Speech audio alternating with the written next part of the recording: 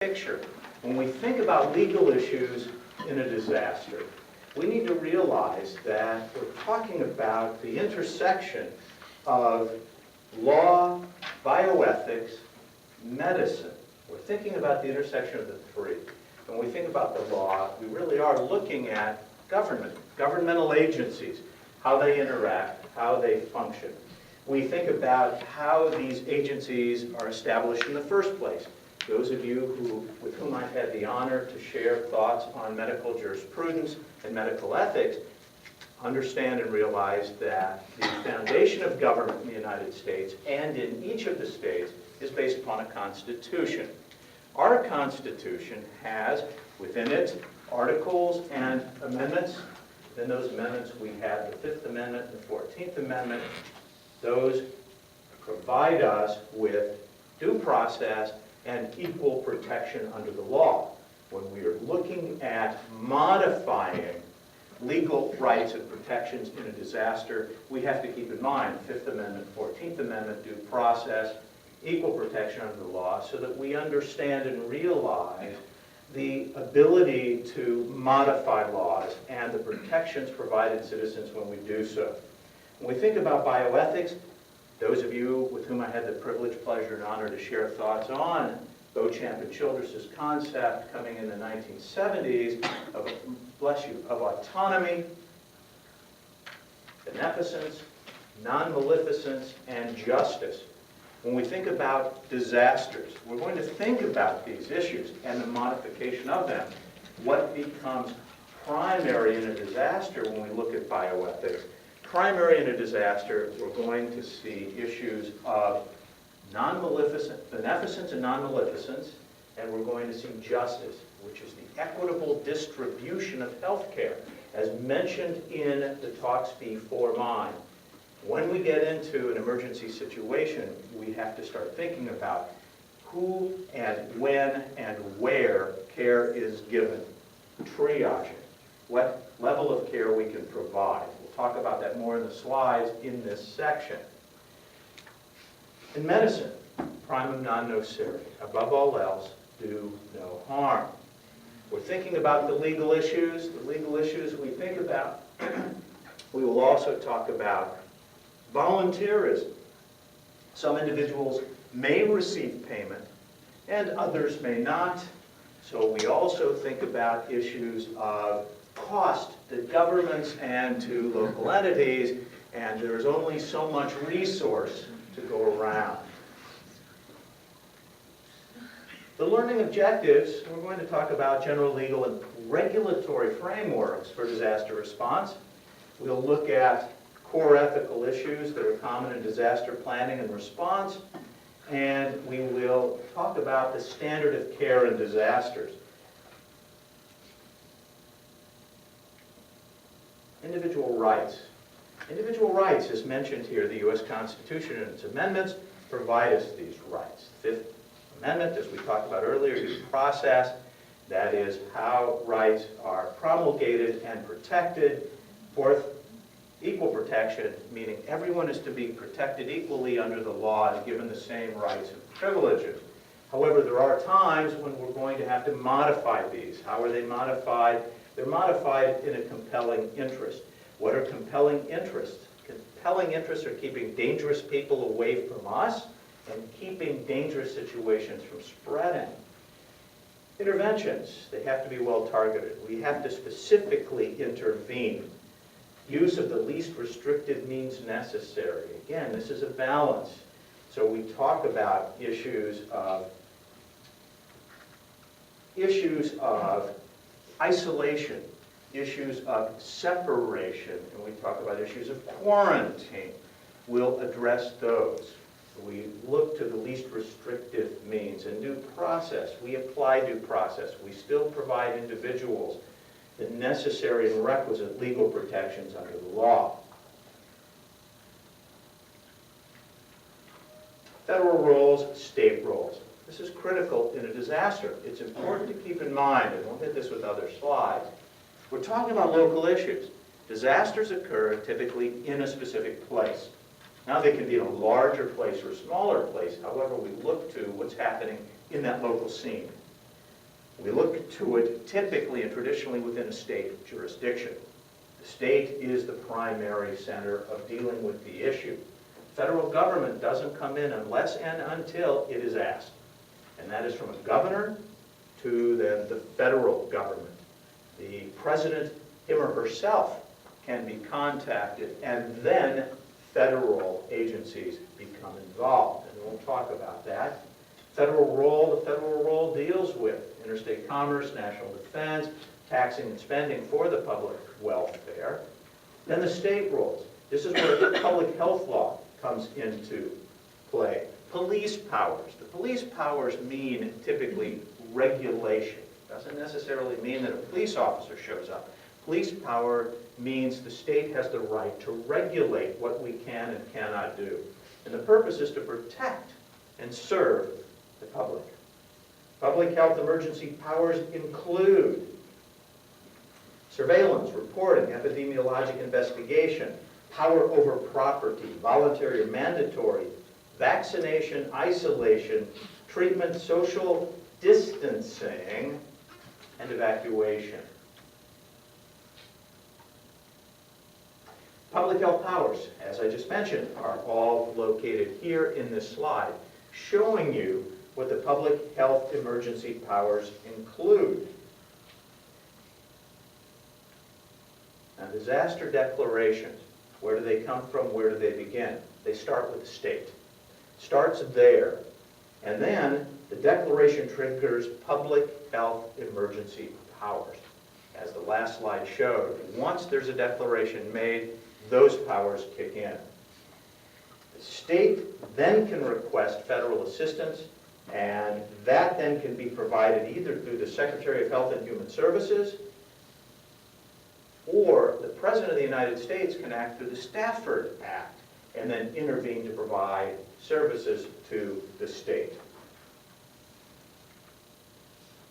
Now, when we look at what the federal government can do, we have a progression of laws that have helped to limit federal intervention. When we look at these, in 1807, this was Thomas Jefferson's period, we had the limit of what the federal government can do within the states.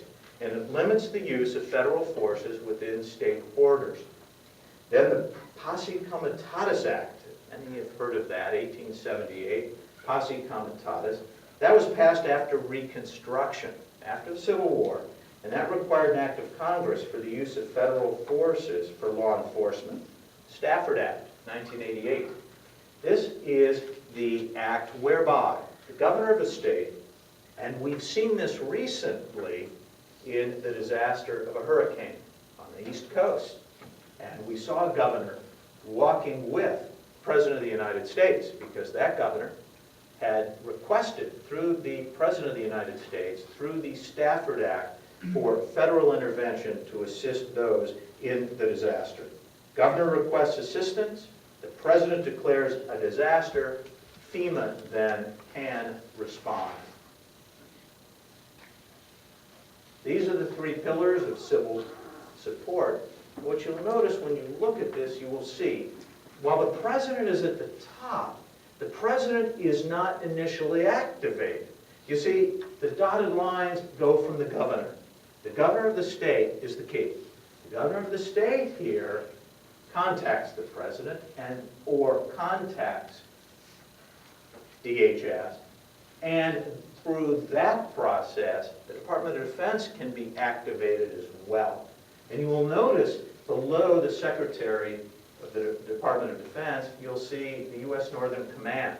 The U.S. Northern Command was established because we didn't have a process or an agency whereby federal services could really pinpoint processing within the United States. And hence, the U.S. Northern Command was established.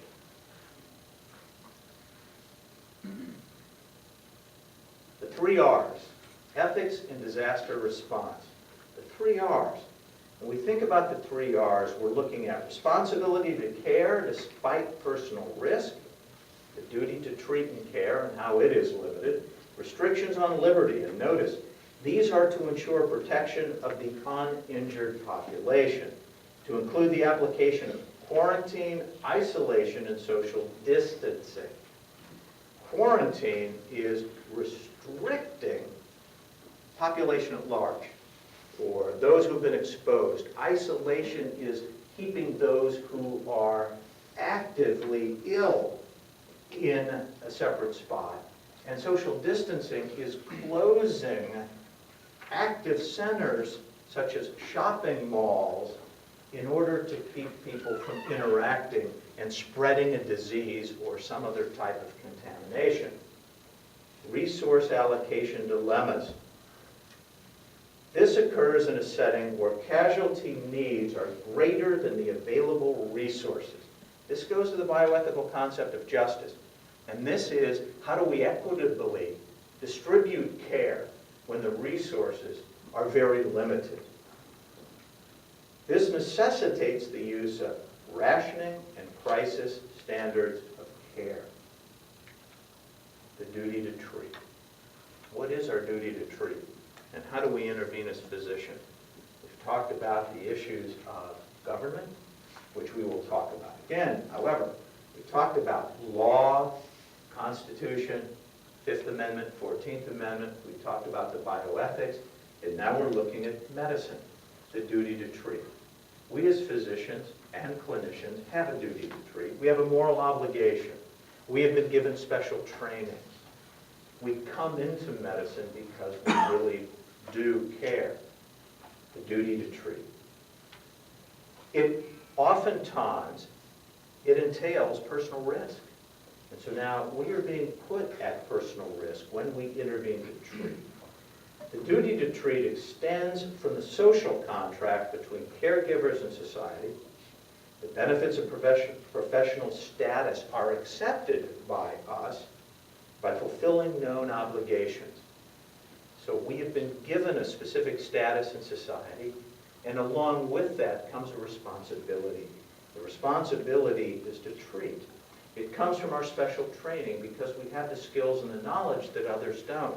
We have an obligation or responsibility to use those skills to help those who are affected and afflicted by the disaster.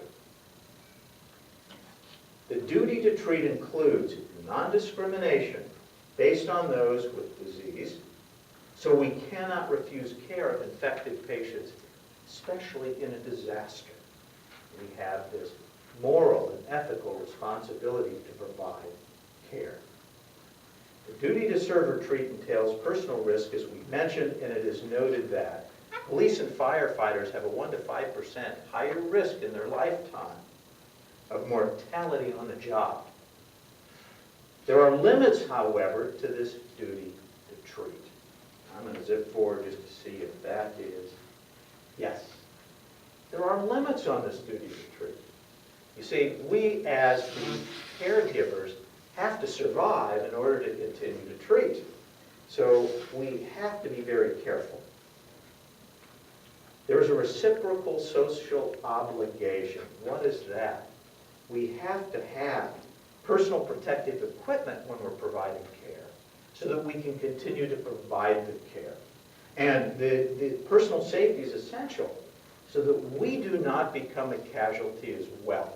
And as Dr. Lovey is going to describe in his lecture, one of the dilemmas is when healthcare providers are providing care in a disaster situation, we are not immune to the emotional toll that it takes.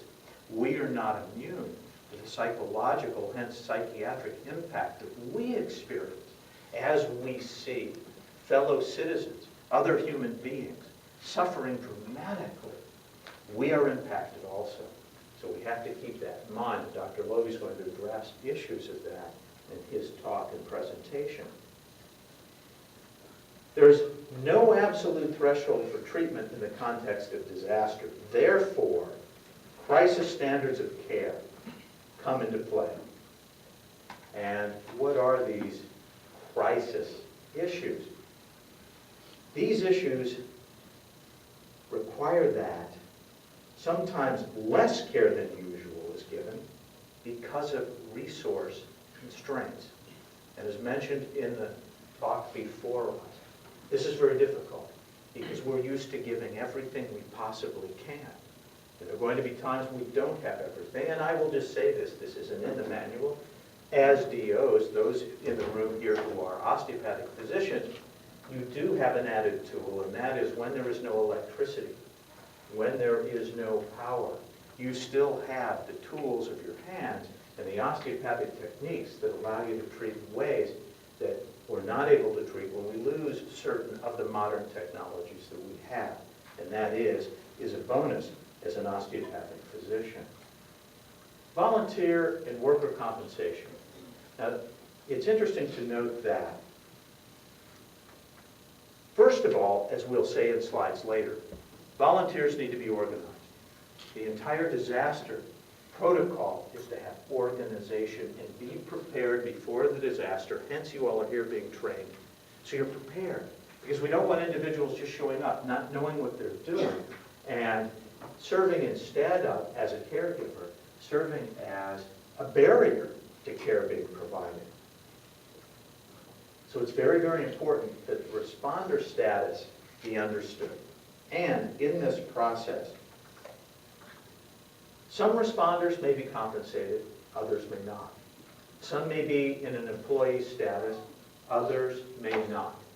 Some states will define volunteers as state employees during a disaster. Some volunteers as temporary employees may be eligible for receiving benefits from an institution that may be receiving benefits to provide the care. There will be different types of employees. There will be different types of volunteers. What all of this brings to the fore is standards of care and liability. What happens when it comes to liability? We're going to look at that because in a moment we'll talk about the Uniform Emergency Volunteer Health Practitioner Act, which has provided for licensing issues as well as liability issues. Volunteers and regulatory issues. Here we are. You see, licensure and credentialing. What happens if a disaster happens in a specific state and we need help from nearby states, bordering states? What if individuals in a bordering state don't necessarily have the same licensure as they do in the state wherein service is needed? Can they still come in?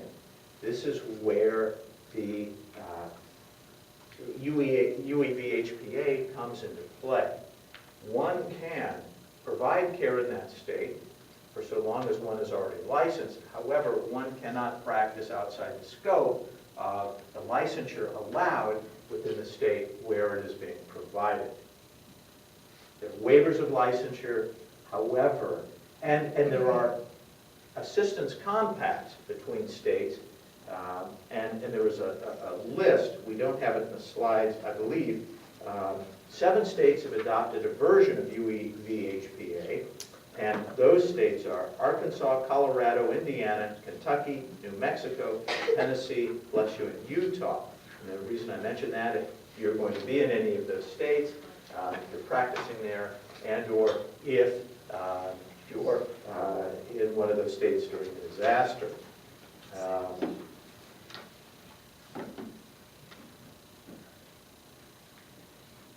Volunteers and liability. Again, all these slides play in together. There is, within this concept, we've discussed before, the concept of Good Samaritan statutes. The real key is this. The real key is that one not act with gross negligence. That one act with good medical practice. Because for so long as we act within the scope of our skills and within good medical practice, typically liability will not attach, especially in a disaster situation, especially with the given compacts and laws, UEV, HPA, that are there. Willful misconduct, wanton, grossly negligent, reckless, or criminal conduct or activity, you will not be protected from liability for that. An intentional tort, liability will still attach. What is an intentional tort? Intentionally doing wrong. Intentional wrongdoing. Breach of contract, claim asserted by a host entity. An act or omission related to the operation of a motor vehicle, vessel, aircraft. Again, that depends on the state in which you find yourself practicing and or assisting in an emergency. The bottom line in regard to the duty to treat is that health professionals have opportunities and responsibilities to be part of an effective disaster response.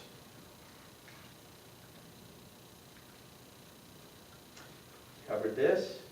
Now, I mentioned 7, but according to this, by 2011, 12 states and the District of Columbia have adopted UEB HPA. So it's more than the 7. 7 I mentioned have something similar to this. Again, encouraging organized volunteers.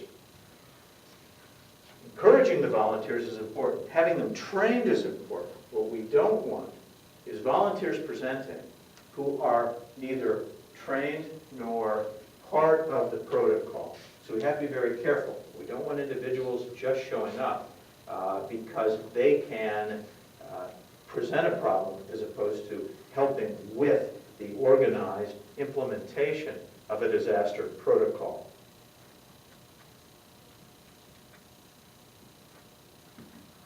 Restrictions on liberty.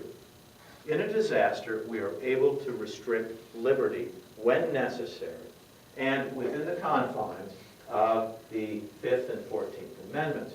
What is the difference between quarantine, isolation, social distancing, and curfew? Quarantine separates or restricts movement of healthy people exposed or potentially exposed. Again, what happens and what has been found in situations wherein a quarantine was imposed, individuals don't always respond well to that. And in imposing or attempting to impose a quarantine, individuals may leave the scene and may become hostile to the rules and regulations that need to be invoked. And that can create an issue. Isolation, on the other hand, is separating those known to be ill or infected from the rest of the community.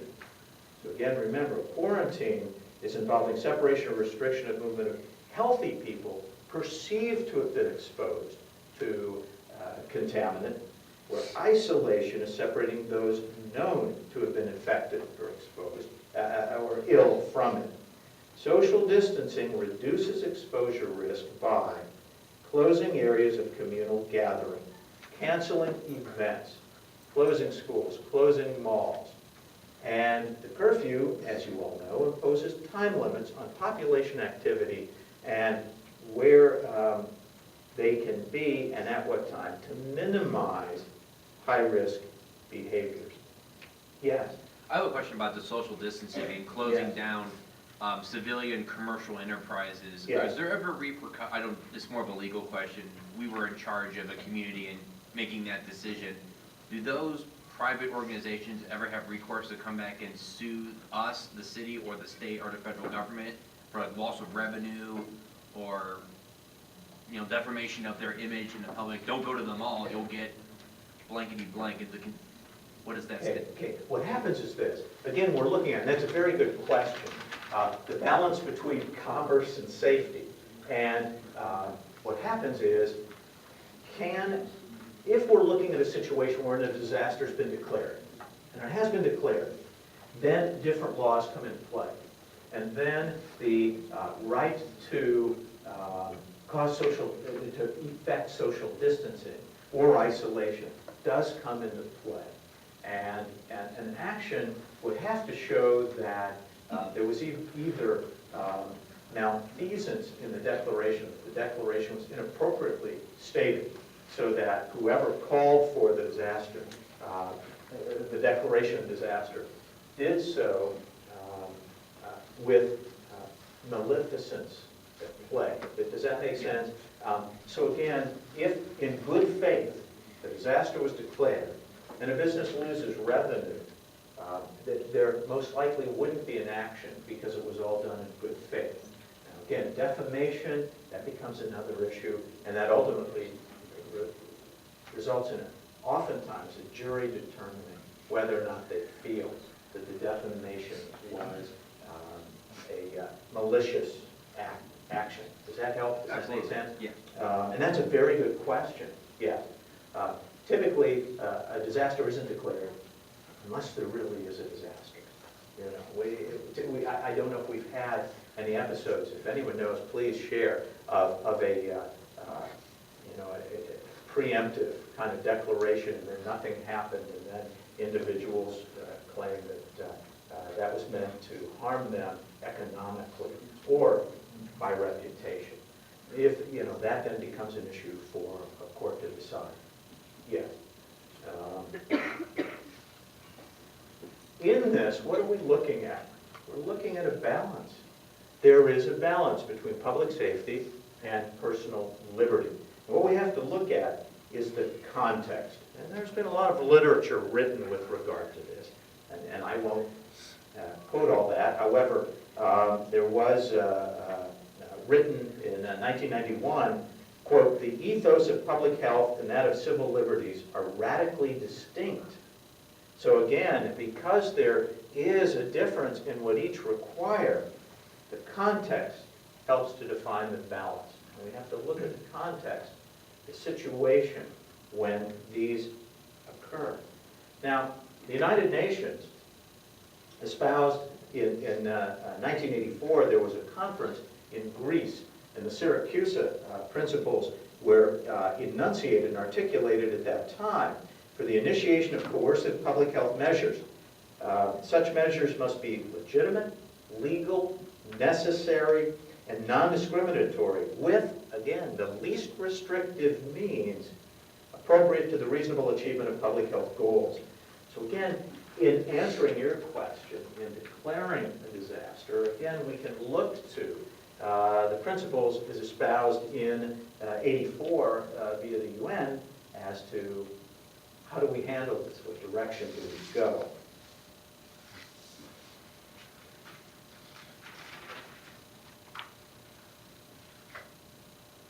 Ethical predications. Again, we talked about the law, medicine, bioethics, and the ethics that are subsumed within this concept of bioethics.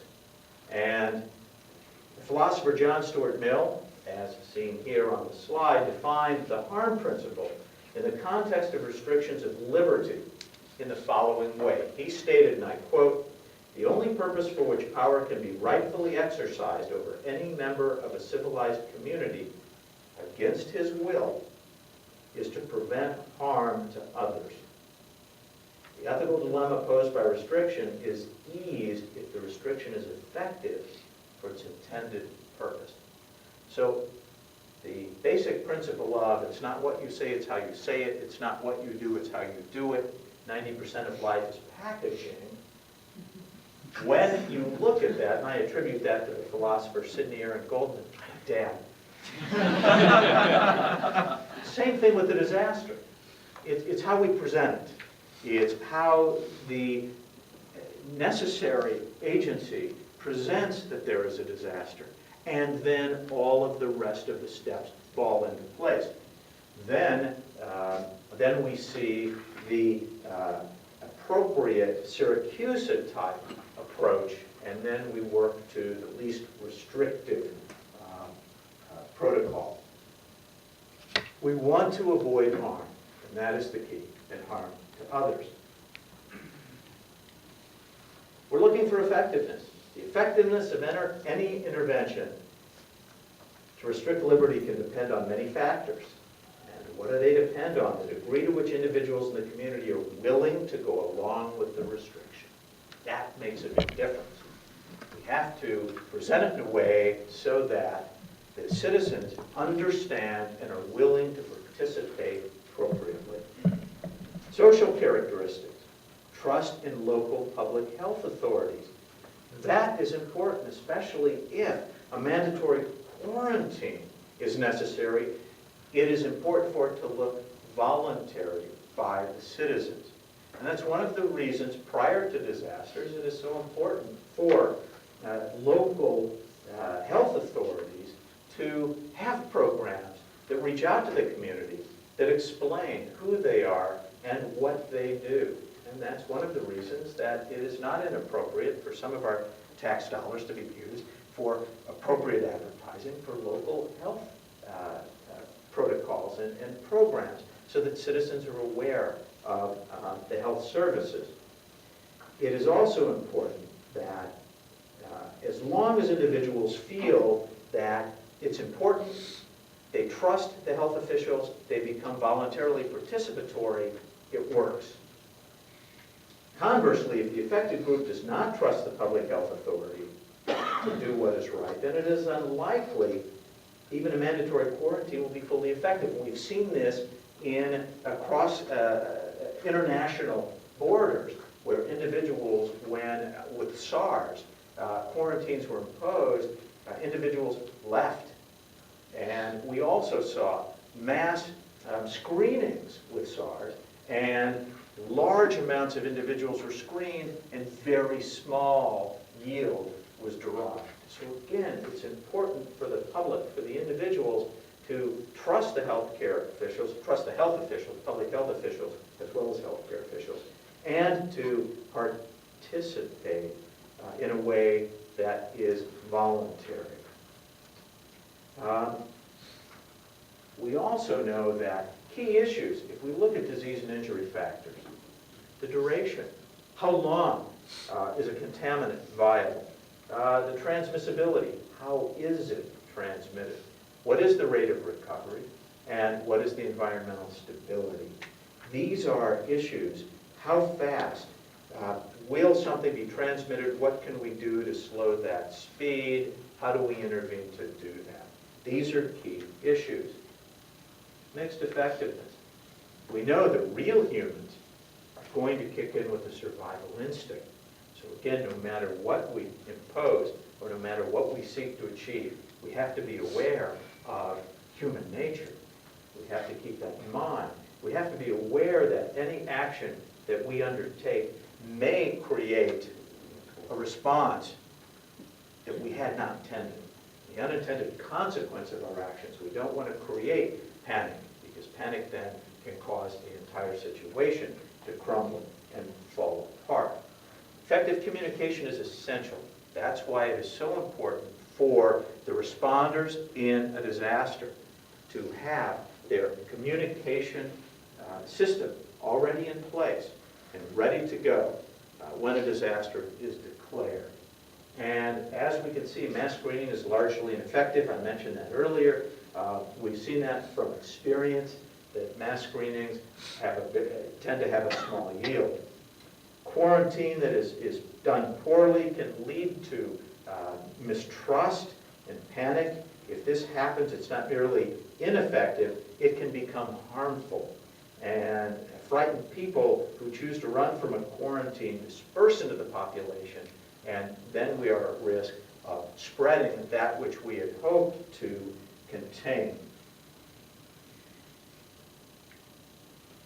Again, here we are, quarantine and looking at quarantine. Quarantine is, as noted, not always the effective approach, because it can lead to undesired results.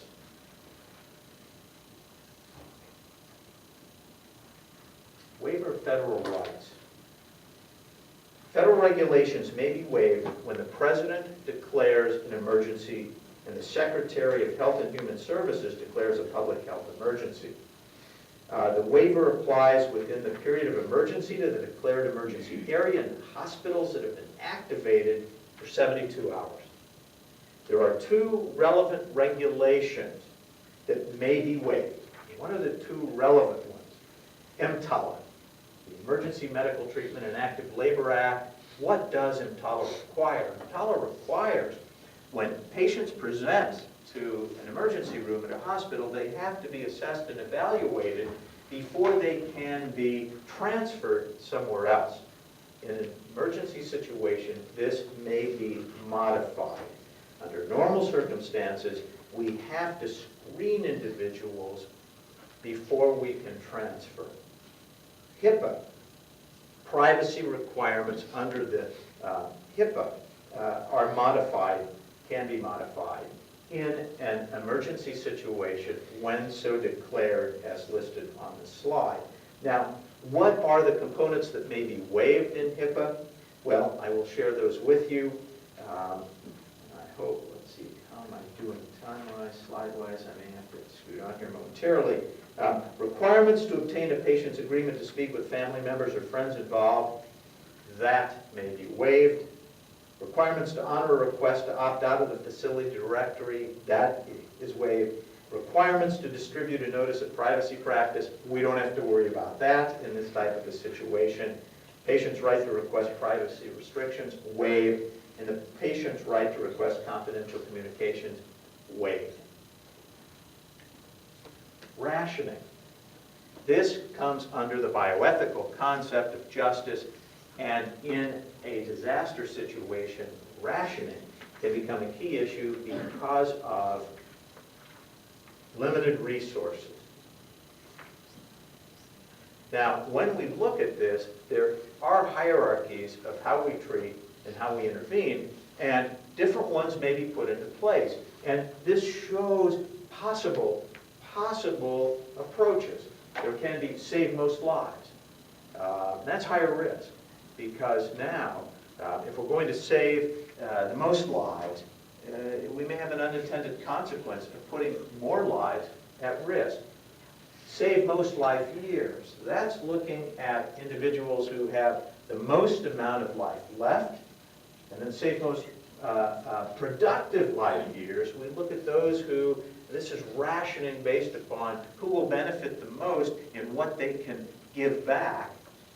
And then if we look at women and children first concept, that may be applied. First come, first served. That's whoever shows up. We can get them to a safe place, and then market-based. What will help put resources back into the system and the community. Rationing is necessary and inevitable. It is not a choice for healthcare providers under these conditions. We have to leave this, bless you, to those who are responsible and in charge of managing the disaster situation and establishing the protocols. Now, standard of care. Standard of care, perform to the highest reasonable standard of care. Here is the key. Under the given circumstance. And where does that come in? Standard of care depends on the context. We have to deal with what we have. We have to deal with the resources. We have to deal with the time frames. We have to deal with who we have available. That is the context. It is not our usual and customary routine. We may not be in a position where we can say, I need to order the following labs. The lab may not be available for all of that. It may be overburdened. So again, it's a different standard of care. This is very difficult for all of us as clinicians, as physicians. It's very difficult to feel that we are serving under what is our usual and customary standard of care. This will have an impact on us psychologically, psychiatrically. And Dr. Lovey is going to talk about that. Because when you're in a disaster situation and you are providing care, it becomes incumbent upon you to give the necessary care for that moment. And that makes it us, when we leave that situation, we're going to second guess ourselves. Could I have done this? Should I have done this? Was this appropriate? Was it not? Again, substantial change in operations and level of care. It's made necessary by the pervasive or the catastrophic disaster itself. It is justified by the circumstances. And it has been declared by the state government, perhaps then pulling the federal government in. There may be a sustained period of altered operations, and this is something that we just have to keep in mind and be aware and deal with.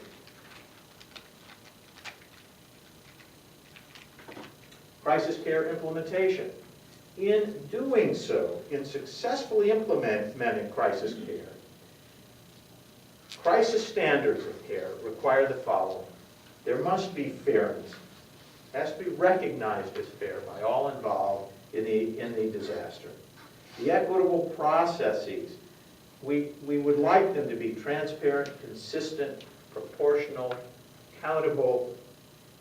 We would like participatory engagement in the development, promulgation, pre-event, and in application post-event, so that we already have an idea of what our standards are going to be, so that all participating are on the same page.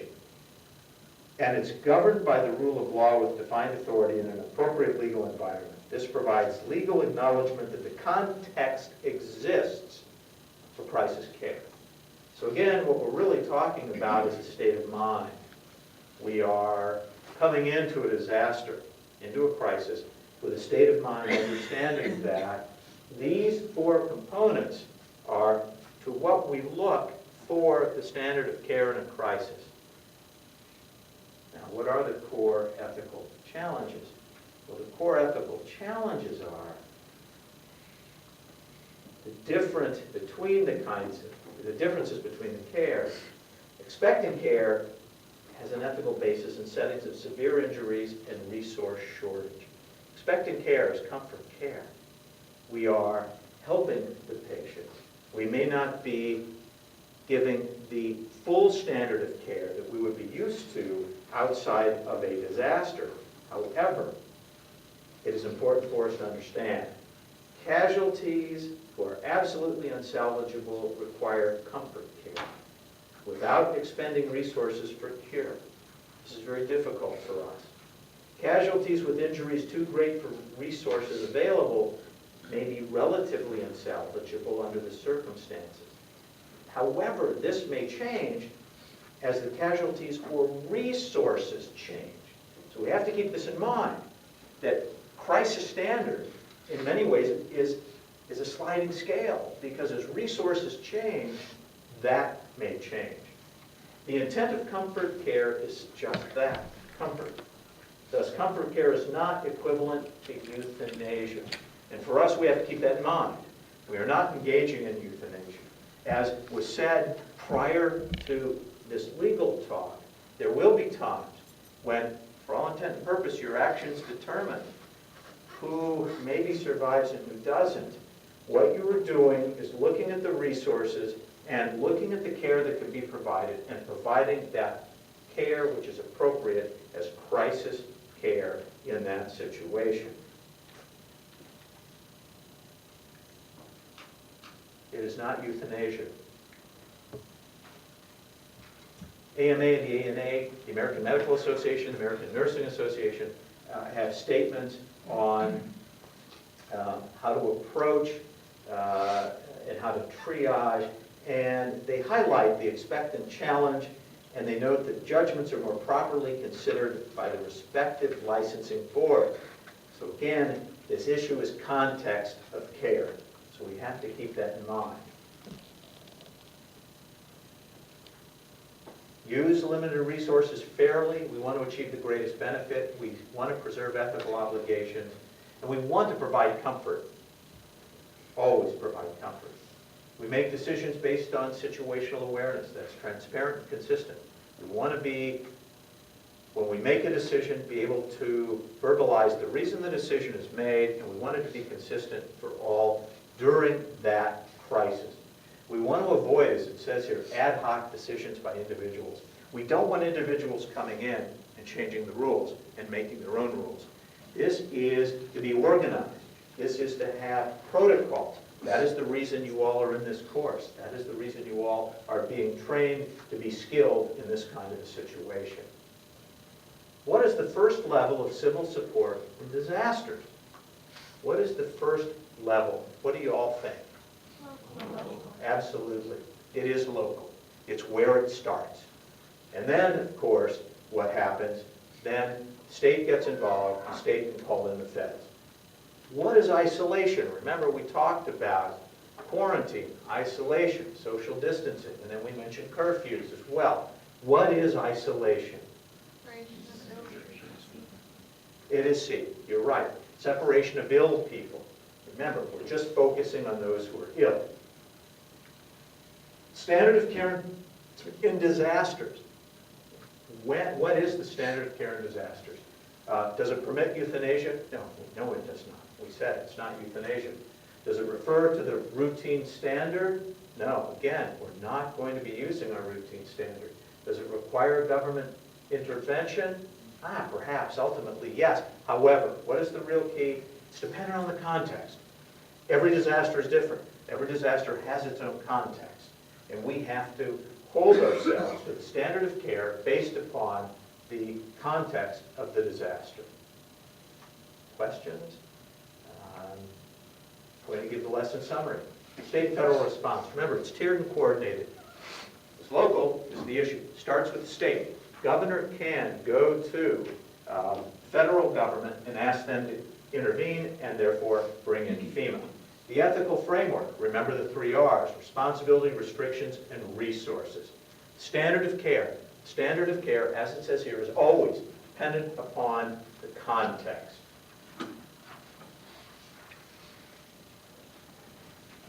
These 3 links of rope help to illustrate what we've discussed, the 3 R's. And you'll notice that each one of these ropes varies in length. We have a short rope, a medium rope, and a long length of rope. We're talking about disasters. They start at the same place. They end at 3 different places. If we take the ends of the ropes and we even them up, so now the ropes begin and end at the same place, would you say that they're all equal? And the answer is no, because their middles are different, which reminds us, no 2 disasters are exactly alike. However, our approach to the disasters have to all be the same, even though the disasters are different. You see, our approach all has to be based on context of the disaster, and that is our goal. Thank you very much. I'll turn the floor over to Dr. Goldman.